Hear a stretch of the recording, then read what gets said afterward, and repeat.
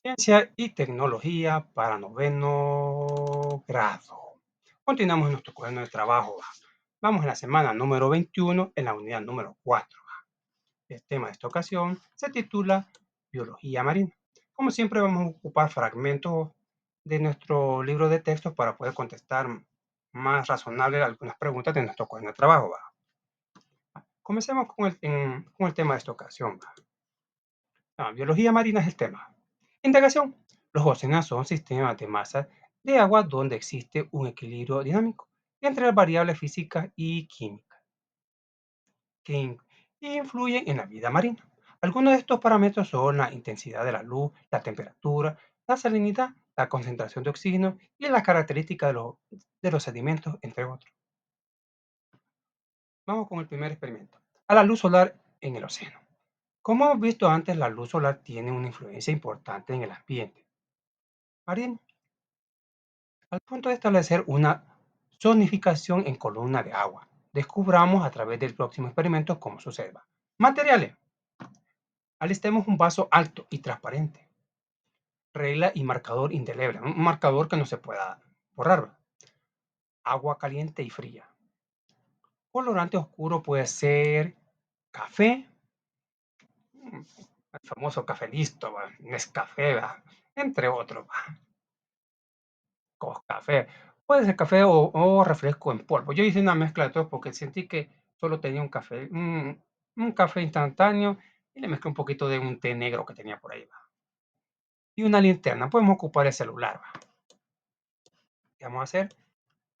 Ocupamos un vaso, lo marcamos. Yo lo marqué en centímetros con una regla y ocupé el liquid paper porque no tenía digamos, un plumón a la mano. Le aplicamos un colorante. Recuerde que solo vamos a llenar 3/4 del vaso. Ya vamos a leer el procedimiento. Lo coloramos y ponemos con la linterna y vemos hasta qué punto la luz penetra en ese refresco. Yo por lo menos lo hice a la oscuridad para ver más.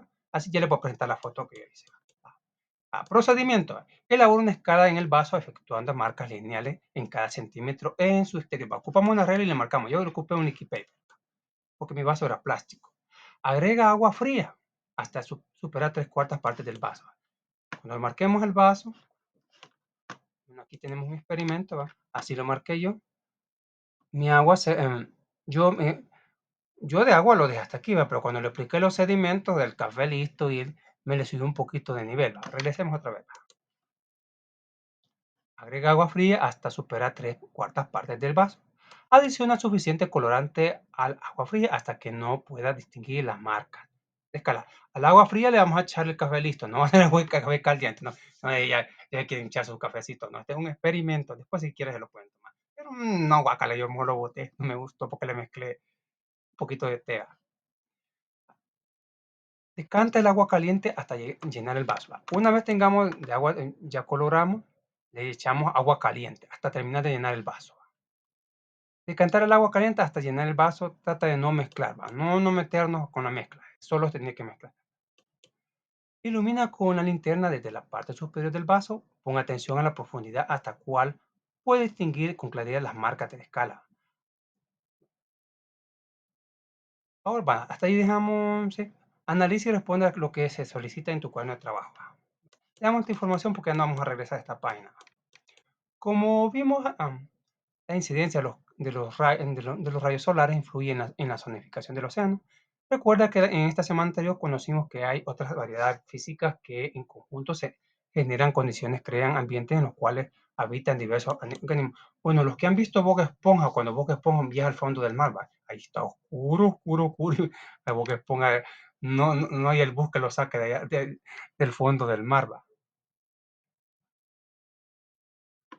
Miren, aquí en el fondo del mar también hay volcanes. Esto lo vamos a incluir en nuestra respuesta. Al final, va, procedemos a hacer nuestro experimento y me quedó así. Cuando les dije, yo lo marqué con liquid paper porque no tenía. ¿Cuántos me salieron? 20 centímetros. Contemos. 1, 2, 3, 4, 5, 6, 7, 8, 9, 10, 11, 12, 13, 14, 15, 16, 17, 18, 19, 20 sería el final, ¿va?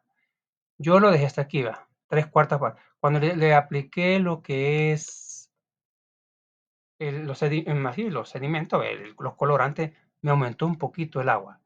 ¿Por qué se ve así? Esto fue lo que yo le eché de agua caliente. El agua caliente hasta aquí llegó.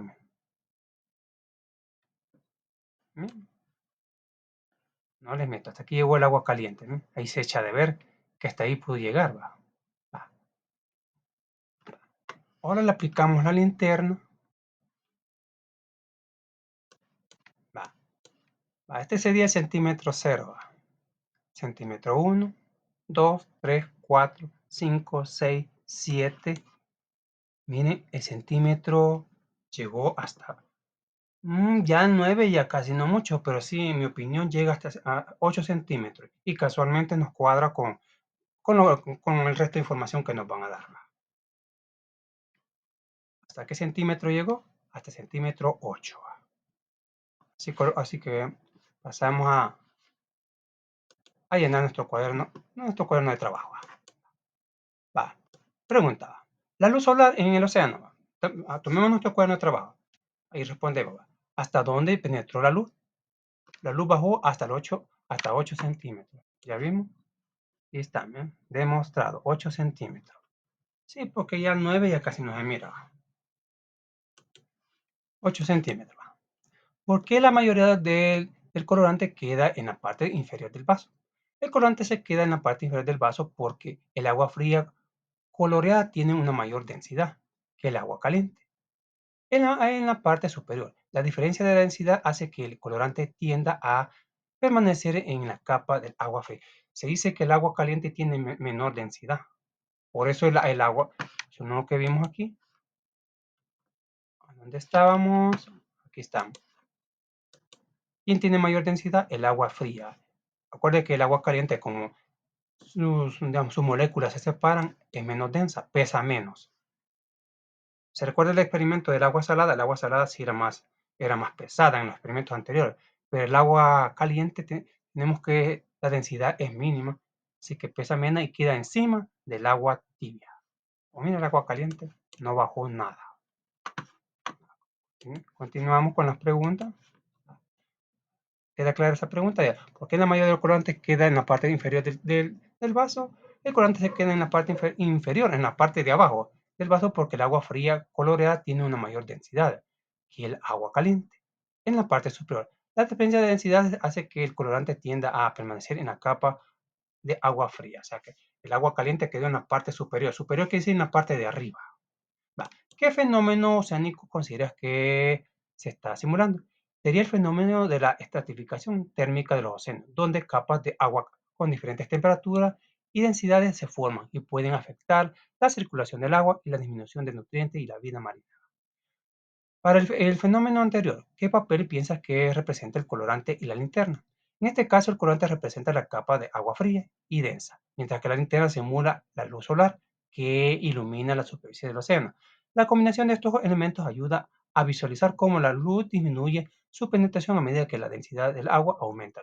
En otras palabras, podemos sacar que conclusión que lo más profundo del océano, allí es oscuro, pura tiniebla. Uy, a ver qué cosa hay abajo. Ya vamos a llegar que dicen que han tenido que meter adentro para poder explorarlo, porque dicen que el hombre conoce más de la luna que de nuestro propio océano. Vale. En el océano hay diferencia de temperatura y densidad entre el agua de la superficie y del fondo. De ser así, ¿a qué se debe? Sí existe una clara diferencia. Esta se debe principalmente a la radiación solar que calienta la superficie del agua, haciendo que sea menos densa y más cálida que el agua fría y densa que se encuentra en la profundidad. Este gradiente de temperatura y densidad es esencial para la circulación oceánica, disminución de nutrientes y la vida marina. Vamos con la ozonificación. Complete el esquema y responde. Vamos a nuestro libro de texto. ¿Qué nos dice? Dice, zonificación de océano. Ahora aprenderemos a identificar las características de las principales zonas oceánicas, así como la adaptación y particularidades de los organismos que habitan en ellas. Procedimiento. Lee el texto y a continuación, leamos. En la zona epipelágica, epi significa encima, sobre. La temperatura es uniforme, se encuentra fitoplancton hasta los 80 metros de profundidad, donde hay suficiente luz para realizar fotosíntesis. En la zona pelágica, en una zona media, mesosníquica medio, no existe suficiente luz para la fotosíntesis, así que es más común encontrar zooplancton, camarones y medusas. En la zona batipelágica predominan los peces terna y otros organismos que producen luminiscencia. También hay tiburones y calamares gigantes. A los 4.000 metros de profundidad está la zona aviso pelágica. Allí hay poco oxígeno, baja presión hidrostática, así que los peces carecen de vejiga nata- na- natatoria y utilizan la bioluminiscencia para atraer a sus presas. La zona adopégica es la quinta parte, es la más profunda, es muy desolada y habitan muy pocas especies. Bueno, los océanos en general, menos el océano Pacífico. Completamos eso, porque nos van a hacer una pregunta sobre el océano de El Salvador. Los océanos, yo creo que están hablando de los océanos más profundos, ¿va? Como el Atlántico, el Índico, entre otros, ¿va? Tienen 5 zonas. Epi, epi de la, epipelágica, tenemos la mesopelágica, batipelágica, avisopelágica y adopelágica. Tiene 5 zonas. El océano Pacífico solo tiene 3. Creo que solo tiene epipelágica, mesopelágica y batipelágica. Ya avisopelágica y adopelágica, el océano Pacífico al parecer no tiene. Consultamos qué tipo de animales hay, casi la mayoría, pero estas zonas no la tiene el océano Pacífico porque no es tan profundo. Va, va. Completa el esquema de tu cuaderno de trabajo y responde. Completamos, pasamos. Vale, le colocamos el nombre a esta de 0 a 200 metros, sería zona epipelágica. De 200 a 1000 sería mesopelágica. De 1000 hasta 4000 sería batipelágica. De 4000 a 6000 sería avisopelágica. Y de 6000 en adelante sería adopelágica. Si le colocamos los nombres. Vamos a ver, esto no lo va, esto solo a manera de información lo vamos a colocar. Número 1, zona epidemiológica. Esta es la parte más superficial del océano, donde llega la luz del sol. Se encuentra desde la superficie hasta unos 200 metros de profundidad. Zona mesopelágica. Esta zona está justo debajo de la epipelágica, donde la luz empieza a disminuir. Va desde los 200 hasta los 1000 metros de profundidad. Zona batipelágica. Aquí ya no hay luz, es más oscura y fría y se extiende desde los 1000 hasta los 4000, hasta los 400 metros de profundidad. Zona avisopelágica. Esta zona es aún más profunda y también hasta completa a oscura. Se encuentra entre 4000 a los 6000 metros de profundidad. Zona adopelágica. Esta es la parte más profunda del océano que se encuentra más allá de los 6000 metros, el lugar muy extremo y poco explorado, va. Si no, vean Bob Esponja, va, cuando viaja, cuando el buzo lo lleva al profundo del mar y ve la clase de peces más raros que se encuentra. Va, contestamos la pregunta. ¿Qué variables consideras que se han usado para establecer esta zonificación? Esto puede influir cosas como la profundidad del agua, la temperatura y la cantidad de luz que llega y la vida marina que hay en cada zona. Puede que en cada zona no vamos a encontrar lo mismo. ¿De dónde consideras que proviene la energía utilizada por los organismos de la zona avisopelágica? La avisopelágica ya casi ni la luz hay, ¿va? Bueno, mira lo que encontramos, de dónde consiguen la luz. En esta zona es muy profunda y oscura, así que la energía que utilizan los organismos que viven allí proviene principalmente de la materia orgánica que cae desde las capas superiores del océano, como restos de plantas y animales. Algún animal muerto, dice. Allí consiguen su lugar. ¿Crees que hay organismos o representantes de todas las zonas oceánicas en El Salvador? Explica brevemente. Ahí es lo que le estaba diciendo. La respuesta podrá ser que no, porque El Salvador tiene un océano relativamente pequeño y no todas las zonas oceánicas están presentes. Sin embargo, pueden haber algunos organismos que son comunes en varias zonas. Solo posee zona epipelágica, mesopelágica y batipelágica. Batipelágica. A manera de información les voy a colocar esto no lo vamos a colocar, solo a manera de información. En El Salvador, al ser un país con costa en el Océano Pacífico, es posible encontrar una variedad de organismos representativos de diferentes zonas oceánicas. Algunos ejemplos de organismos que podrían encontrarse en El Salvador incluyen zona epipelágica, superficie. En esta zona puedes encontrar especies como las tortugas marinas, como la tortuga golfina, delfines, tiburones, martillos y diversas aves marinas como las ragatas y los pelícanos. Me recuerdo aquí cuando salimos de bachillerato, ¿va? Estaba de moda el tiburón tigre y cuando todos dijeron el tiburón tigre, todos salieron del majagual corriendo. Zona mesopelágica, capa media. Organismos como peces de agua profunda y calamares y medusas podían ser representativos desde esta zona. Además, algunos peces migratorios podían pasar por aguas salvadoreñas durante su trayectoria. Zona batipelágica, fondo abisal. Aunque en El Salvador no cuenta con una plataforma continental extensa, en algunas áreas más profundas del océano se pueden encontrar organismos adaptados a la vida en el fondo abisal, como peces abisales, anguilas de agua profunda y crustáceos. Si bien es cierto que no todos los organismos presentes en cada zona oceánica estarán representados en El Salvador, la biodiversidad marina costera del país ofrece un hábitat variado para una amplia gama de especies marinas. Continuamos. Vamos con el siguiente. Creatividad. Con la experiencia anterior, comprobamos cómo algunos organismos pelágicos han generado respuestas de adaptación para controlar la flotabilidad. De esta manera, ahorrar energía en la natación. Pero, ¿sabías que fitoplancton inicia el proceso de producción de materia orgánica en el océano? Es muy similar a cómo las plantas representan la base de las cadenas alimenticias en los ecosistemas terrestres y realicemos la siguiente actividad para conocer cómo se lleva a cabo este proceso en el océano. Profundidad primaria. Con esta actividad se analizarán cuáles factores pueden limitar la profundidad primaria en el océano. Procedimiento. Tu docente asignará una pareja y la forma de exposición. ¿Va?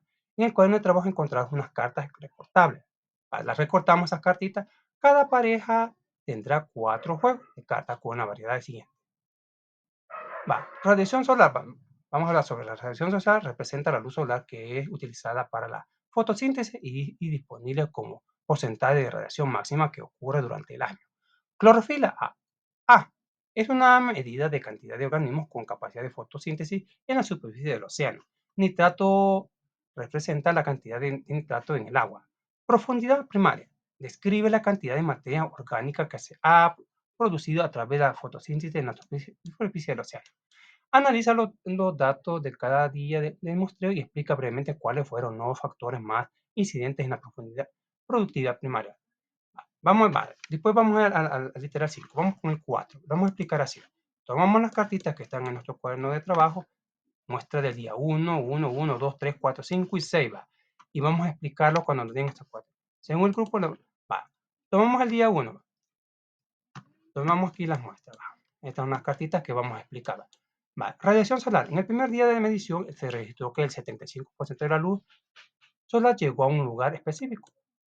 Clorofila A. En el mismo día se encontró que había 87 microgramos de clorofila A por litro de agua. La clorofila A es un pigmento que ayuda a las plantas a realizar la fotosíntesis. Nitrato. También en ese primer día se midió la cantidad de nitrato en el agua, que fue de 6.2 micromoles por litro. El nitrato es un nutriente importante para las plantas. Número 4. Productividad primaria. Finalmente se calculó que la productividad primaria, que es la cantidad de carbono que las plantas producen en el área de 1 metro cuadrado por día, fue de 9.3 gramos. En resumen, el texto presenta datos sobre la luz solar, la clorofila y el nitrato y la producción de carbono en un lugar específico durante el primer día de observación. Pasamos al segundo día, tomamos las otras 4 cartas y las explicamos de esta manera.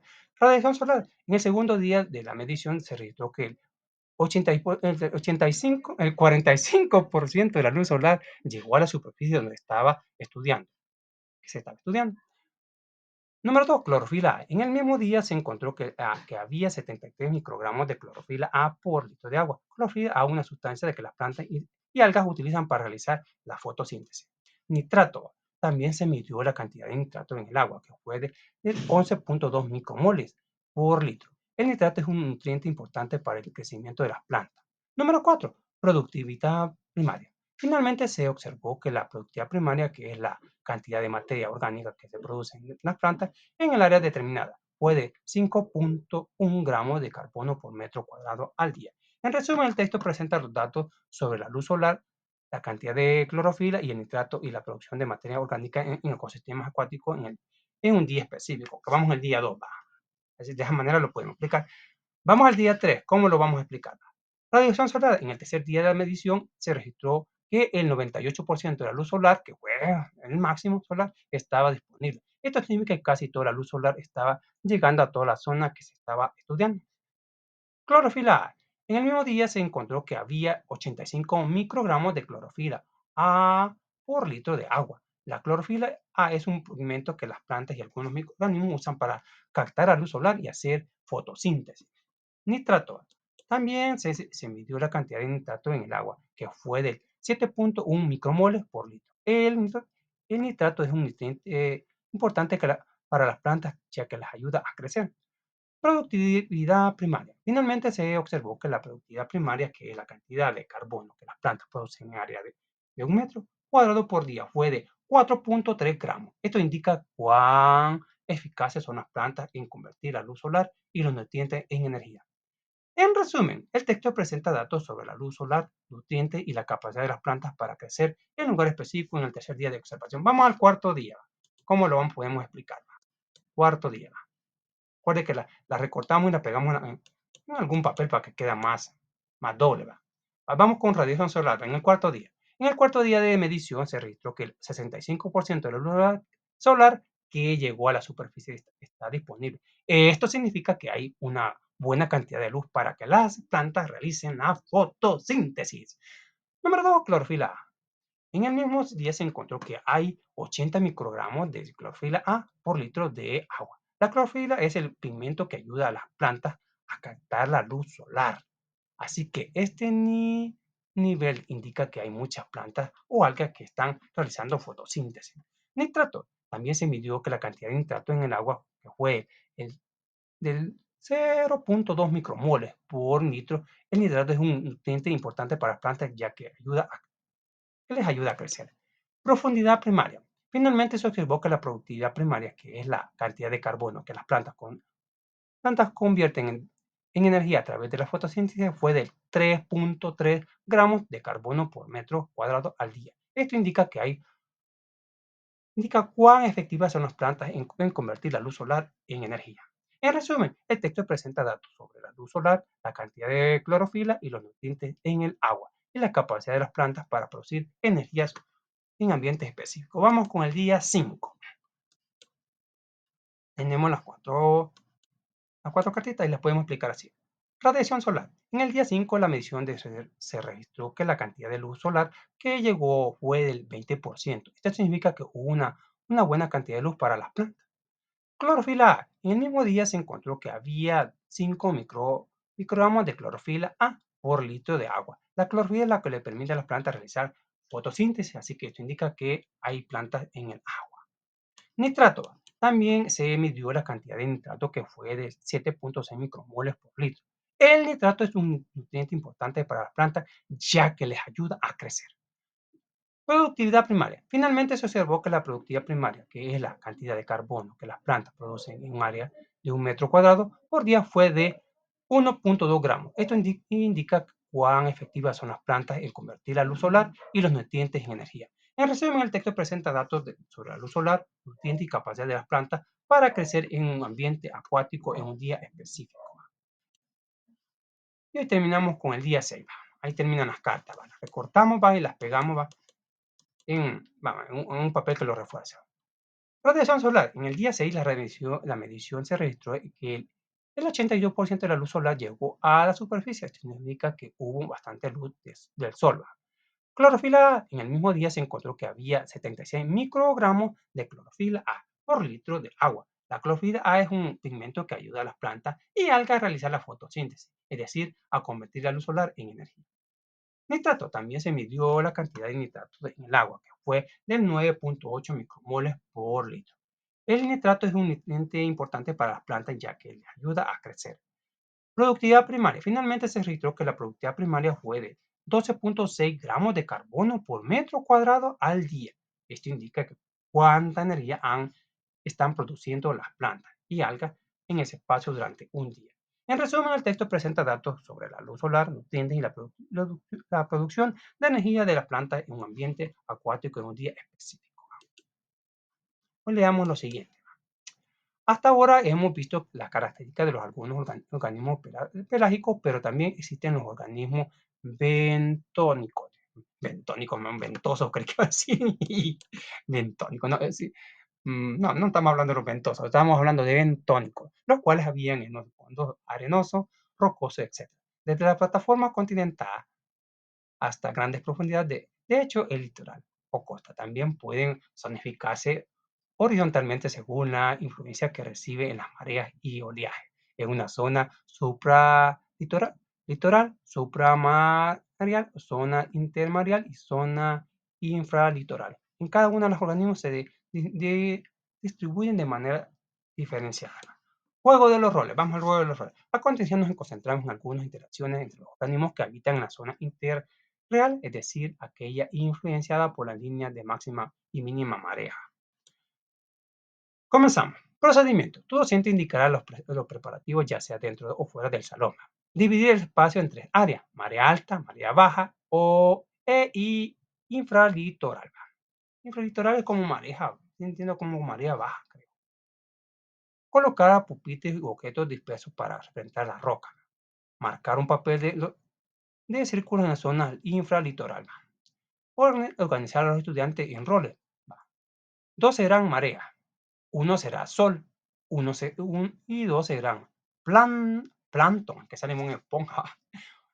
Viven bajo la piña de fondo de gas. ¿Qué esponja? No. En el resto integrará los equipos de organismos móviles, sesiles y depredadores. Cada quien elegirá qué especie observa. Si no entiendo, vamos a representar como 4 especies. Uno serán los plancton, otros serán los móviles, los sesiles y otros serán los depredadores como los tiburones. Tiburón, tiburón, tiburón a la vista. Luego consta de dos momentos alternos, marea baja y marea alta, que se intercambian cada minuto, iniciando en marea baja. Los estudiantes marea representan el nivel del agua en cada momento. Ellos se colocan sosteniendo un lazo a media altura sobre una de las líneas de marea y lo trasladan a la otra cuando se indique el cambio de momento. El plancton se representan por papelitos doblados. Los estudiantes plancton los pasan por todas las tres áreas y llevan un corteo de recolección. Recordemos que el plancton es el alimento de los pececitos. Quiero dominar el mundo, dice el plancton, pero no, aquí se lo van a comer, lamentablemente. Roles en el momento marea baja. Los organismos accesibles como ostras, corales y esponjas solo pueden caminar alrededor de las rocas para evitar el sol y recolectar plancton. ¡Plancton, lo dicen los niños! Pueden pasarse el plancton entre sí para entregárselo al contador. Los organismos móviles como peces, cangrejos, estrellas de mar pueden moverse libremente, recolectar plancton y entregárselo al contador. Los depredadores se mantendrán dentro de los círculos infralitorales. El sol se pasará por la zona intermareal y produciendo desecación. Si toca a cualquier organismo, lo sacará del juego hasta el siguiente ciclo.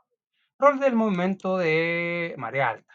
Los organismos sensibles móviles se mantienen sin cambio. Los depredadores buscan comer a los organismos dándoles una palmadita. Los organismos comidos salen del juego hasta el siguiente ciclo. El tiburón, llegó el tiburón, tiburón. Con ese me voy. Ahí está el tiburón. Se lo comió el tiburón. Los sensibles valen por 2 plancton y los móviles de por 6 plancton. Para el equipo de depredador, si un depredador es tocado por el lazo o queda en la zona intermareal durante la marea baja, sale del juego por 2 ciclos. Adiós, tiburón. Adiós, tiburón. Se enojó, tiburón, tiburón, se enojó. El sol se retira al extremo opuesto de la zona infralitoral. El juego lo gana quien con más plancton recolecta al pasar 10 ciclos. Analiza la ilustración en tu cuaderno de trabajo y responde. Bueno, contestamos. Dice, selecciona en el esquema las zonas representadas en el juego. Bueno, en mi opinión serían estas. Sería zona infralitoral, que sería marea baja, esta. También marcamos esta otra, sería línea de playa en marea baja, zona intermareal, mareal. Y tenemos línea de playas en marea alta baja, zona berma. Marcamos estas tres zonas. Ah, ahora vamos con lo siguiente. ¿Qué factores condicionan la distribución de los organismos en la zona intermareal? Depende de los factores como el agua, la luz, la temperatura, las olas, el tipo de suelo y las interacciones con otros seres vivos. ¿Cuántas especies de organismos representaron? Esta es la composición esta es la composición del sistema. Cuatro, serían cuatro. ¿Cuántas especies de organismos representaron? Cuatro serían. Plancton, organismos móviles, sesiles y depredadores. ¿En qué zona se ubican principalmente las especies? Esta es la estructura. En la zona intermareal, marea baja. Esta es mi opinión. Aquí nos ubican el mar. Sí, porque en la zona intralitoral, imagino que ahí están los depredadores, ¿va? No se pueden arriesgar los animales. Vale, continuamos. Comunicación, problema ambiental. Anota el procedimiento de tu demostración. ¿Va? Dice, vamos. Vale, leamos ya. Recordemos que el fitoplancton realiza la producción primaria a través de la fotosíntesis utilizando energía radiante del sol, el dióxido de carbono y los nutrientes del agua del mar. Luego los zooplancton herbívoros es el primer encargado de transferir el carbono fijado por el fitoplancton a niveles tróficos superiores. ¿Sabías que los océanos absorben el 30% del dióxido de carbono emitido a la atmósfera durante décadas? Es posible que te preguntes si hay efectos negativos para el océano al absorber cantidad de oxígeno. Ya vamos a ver que sí, incluso qué cuestiones que otras problemáticas enfrentan la biodiversidad del océano. A continuación abordaremos algunas de ellas. Problemas ambientales. Con esta actividad reconocemos que algunos casos que describen las amenazas de los ecosistemas oceánicos. Todo docente armará grupos para esta actividad. Leemos los siguientes estudios de casos y discuten en equipo acerca de las causas y consecuencias de esta problemática ambiental. Elijan en equipo uno de los casos e investiguen cómo podrían efectuar en una demostración experimental de acontecimientos de las consecuencias del problema. Anota en tu cuaderno de trabajo el procedimiento de demostración. Tu docente indicará el momento para que exponga tus trabajos frente al resto de la clase, si se hará de manera práctica o teórica. Tomamos estos cuatro casos, los leemos y te van a decir, digamos así, cómo lo van a hacer. Veamos los casos, digamos. El caso 1 dice que los corales sufren un fenómeno de blanqueamiento debido al estrés provocado por el aumento de las temperaturas. Los corales expulsan a las zooxantelas, que son protozarios que brindan coloración al coral y con quien tienen una relación simbiótica de la dependencia para sobrevivir. Caso 2 va. La producción de camarones ha ocasionado desaparición de bosques, de manglares para la instalación de estanques y desvío de cauces de río. Esta producción intensiva requiere uso de fertilizantes y alimentos formulados y desinfección y lavado de estanques que generan riesgos de contaminación química y pérdida de calidad de agua, lo que afecta la cantidad trófica. O sea, que el docente le va a decir cómo lo puedes poner, si de manera práctica o teórica. Tienen que buscar la idea cómo hacerlo. Caso 3, exceso de dióxido de carbono. Reduce el pH del agua en un proceso conocido como acidificación. Dentro del agua del CO2 se transforma en ácido carbónico. La concentración de carbono disminuye. Esto dificulta a los organismos corales, caracoles y erizos que utilizan el carbonato marino para fabricar sus caparazones. Caso 4. Las floraciones de algas nocivas son un fenómeno de proliferación de algas microscópicas. Estas poseen pigmentos fotosintéticos que en determinadas condiciones pueden alcanzar concentraciones elevadas y producir cambios en la coloración de agua y a su vez producir toxinas que afectan a los organismos marinos. O sea, que su docente le va a decir si lo van a hacer una exposición de manera práctica o teórica, cómo pueden exponer esas cosas. Los pasos que ustedes van a utilizar los van a colocar aquí. No sé qué métodos pueden ocupar. Va. Es así como terminamos y vamos a un una evaluación de la unidad número 4. Contesta. Resuelve correctamente cada una de las siguientes dificultades y señala la respuesta correcta. Responde según la relación entre las variables. Si la salinidad de una determinada masa de agua aumenta, ¿qué ocurre con su densidad? La densidad del agua también aumenta. Cuando la temperatura disminuye en una masa de agua, ¿qué pasa con su densidad? Su densidad aumenta. O sea, que si está caliente, no es densa, pero si se vuelve tibia, pesa más. Se sabe que la presión aumenta drásticamente con la profundidad, pero ¿qué cambio ocasiona la presión sobre la densidad del agua? Hace que la densidad del agua aumente también. Vamos con la pregunta 6. ¿Qué efecto tiene la radiación solar en los océanos? La radiación solar calienta el agua de los océanos. Este calentamiento afecta la temperatura del agua, lo que a su vez influye en el clima y en los patrones de vida marina. Explica por qué se produce el intercambio de energía entre el ecuador y los polos. El ecuador recibe más luz solar por lo tanto, más calor que los polos. Este calor se mueve hacia los polos a través de las corrientes de aire y agua, ayudando a equilibrar la temperatura en el planeta. ¿Cómo ocurre la interacción entre las distintas celdas de convección atmosférica? Las celdas de convección son grandes movimientos de aire en la atmósfera. Cuando el aire caliente sube, crea áreas de baja presión, y cuando el aire frío baja, crea áreas de alta presión. Estas diferencias hacen que el aire se mueva y se mezcle en las celdas, afectando el clima. Escribe las Mm, Escribe las latitudes aproximadas en las que se encuentran las celdas de convención y cuál se podría ubicar aproximadamente a El Salvador. Las celdas de convención se encuentran aproximadamente a la latitud de cero, Ecuador, 30 grados al norte y sur, y 60 grados norte y sur. El Salvador está cerca de la latitud 13 norte, lo que lo coloca en la celda de convención tropical. ¡Wow! Vamos a la pregunta 10. ¿Cuáles son los mecanismos que generan las corrientes oceánicas?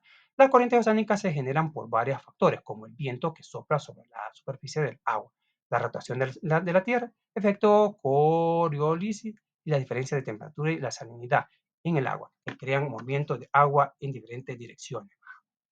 Vamos a la siguiente página de evaluación. Vamos con la siguiente pregunta. Explica cómo es el movimiento de la cinta transportadora de global. Imagina que el océano es como una gran cinta de transportadora que mueve agua por todo el planeta. Esta cinta se mueve gracias a diferencias de temperatura y salinidad en el agua, lo que crea corrientes que transportan agua caliente y fría alrededor del mundo.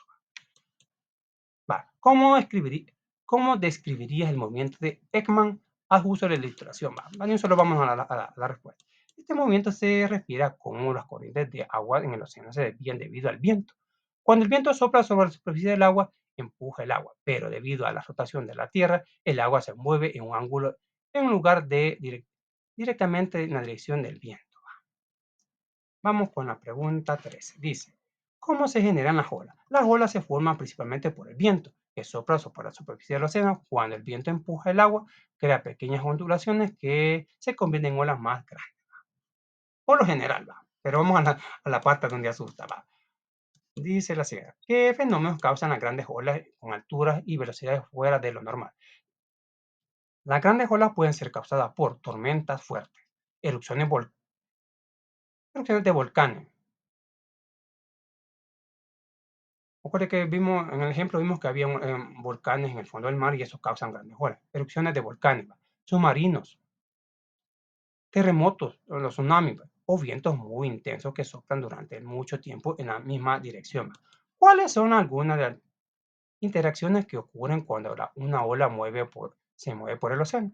Cuando una ola se mueve, puede interactuar con otras olas. El fondo del océano y la costa están interacciones pueden hacer que las olas se rompan, cambien en forma o se mezclen contra corriente. ¿Qué causa las mareas? Las mareas son causadas principalmente por la gravedad de la Luna y el Sol. La atracción gravitacional de estos cuerpos celestes tira del agua del océano, creando subida y baja en el nivel del mar. ¿De qué tipo son las mareas que ocurren en las costas salvadoreñas? Son principalmente semidiurnas, lo que significa que hay 2 subidas y 2 bajadas de marea cada día. ¿Qué es lo que se necesita principalmente para la predicción de las mareas. Para predecir las mareas se necesita principalmente conocer la posición de la luna y el sol, así como datos históricos sobre cómo han variado las mareas en el pasado. Enumera los tres tipos principales de movimientos de agua que ocurren en los océanos. Corrientes oceánicas son grandes ríos de agua que se mueven a través del océano. Pueden ser frías o cálidas y afectan el clima y la vida marina. Oleaje son las olas que se forman en la superficie del agua debido al viento. Pueden ser pequeñas o grandes y son lo que vemos cuando miramos el mar. Marea son los cambios en el nivel del agua que ocurren en las costas, causando por la acción lunar y el sol. Esto hace que el agua suba y baje en ciclos regulares. Continuamos, vamos con la siguiente página. Analiza el siguiente esquema en la distribución de sedimentos, luego investiga y explica brevemente qué factores pueden afectar su aporte y distribución. Tenemos el viento, tenemos las mareas, tenemos las olas, corrientes de agua. Algunos factores que pueden afectar estos son el clima. La lluvia, el viento y la temperatura pueden cambiar la forma en que los sedimentos se mueven. La topografía. La montaña, los valles y los ríos pueden influir en cómo y dónde se acumulan los sedimentos. La actividad humana. Construcciones agrícolas. La minería puede alterar el paisaje y afectar el movimiento de los sedimentos. Los organismos vivos, plantas y animales, también pueden influir en la distribución de los alimentos. Por ejemplo, las raíces de las plantas pueden ayudar a mantener el suelo en su lugar. O sea que esta no va a dejar que se vaya su nutriente. Analiza el siguiente información, ya casi terminando. La absorción de CO2 antropogénico por parte del océano reduce la acumulación de gases de efecto invernadero en la atmósfera y amortigua los efectos del cambio climático. En un estudio realizado por instituciones de investigación de Estados Unidos, Canadá y México en las aguas costeras del Pacífico se reportan valores de pH de hasta 7.6 baja. Acidificación significa el pH acerca de la superficie de las costas, cuando el valor normal debería ser de 8.8 y 8.1, producto del transporte de aguas frías por superficies costeras. O sea que tendría que ser un... Bueno, fuente Hernán Ayón, Lara, Gaxiola, Gastro 2007. Resuelve. Investiga cuál es el mecanismo de absorción del CO2 por parte del agua del océano. El dióxido de carbono o CO2 que está en el aire puede disolverse en el agua del océano cuando éste hace contacto con el agua. Se mezcla y forma un ácido débil llamado ácido carbónico. Este proceso es natural y ayuda a regular la cantidad de CO2 en la atmósfera. Así, los océanos actúan como una esponja que absorbe parte del CO2 que producimos. Está bien para reducir el cambio climático, pero veamos la parte negativa de este suceso. Explica con tus palabras cómo afecta la acidificación del pH de los océanos de la diversidad marina. O sea, de tanto en nuestro océano está absorbiendo el dióxido de carbono, vamos a ver qué es lo que pasa. Va, ¿cómo está afectando eso? Cuando los océanos absorben más del CO2, se vuelven más ácidos. Esta acidificación puede afectar a muchos organismos marinos, especialmente aquellos que tienen conchas o esqueletos de carbono, de calcio como los corales y algunos moluscos. Si el agua es más ácida, estos organismos tienen más dificultades para formar sus estructuras. Esto puede llevar a una disminución de su población y a su vez afectar a toda la cadena alimenticia y a la diversidad de vida en el océano. En resumen, la acidificación puede dañar los ecosistemas marinos y reducir la variedad de especies que viven en ellos. O sea que a nosotros nos conviene que el agua esté absorbiendo el CO2, pero la vida marina a ellos no les conviene, porque les está afectando su formación de sus conchas.